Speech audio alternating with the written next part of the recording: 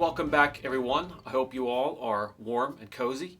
Although it gets cold here in the Northeast, it is frigid nonetheless.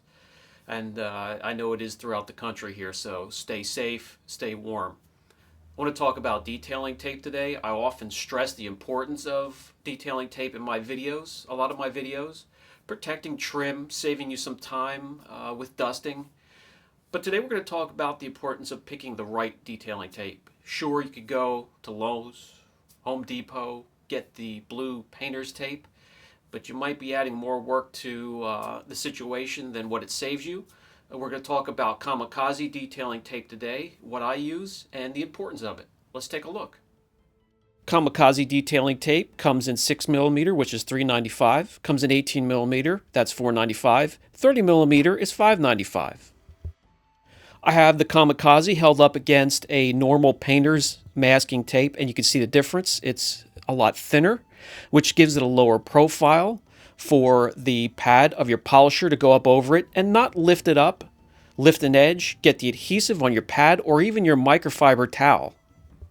I like the 6mm for trim, seals, and on top of the ridge here, you can lay the tape down, drive your pad back and forth, tie it up against it or over it, and it will not lift, and get that adhesive, which is quite different from your store-bought painter's masking tape.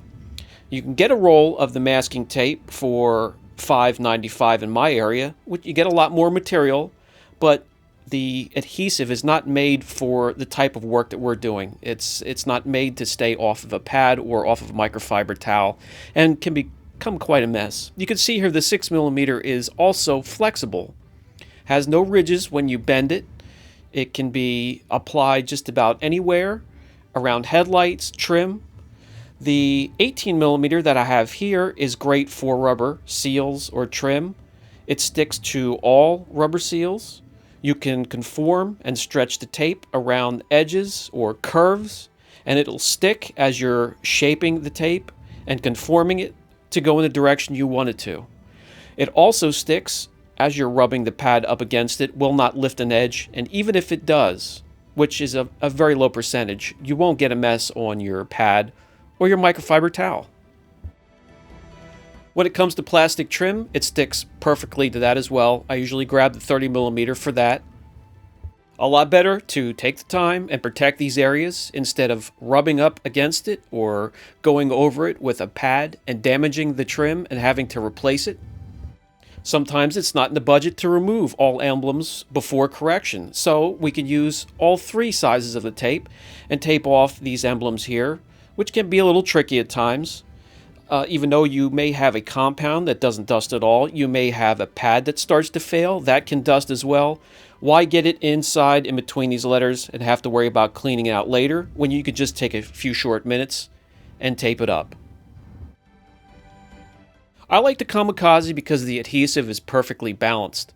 And what I mean by that is it sticks to everything that I need it to.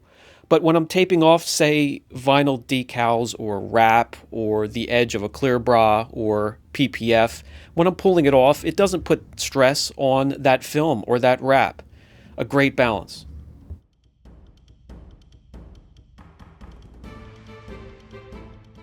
So here with three different sizes, we taped off the emblem, we can go around it, do our correction, yank it off, not have to worry about going in there and having to clean out residue or dusting.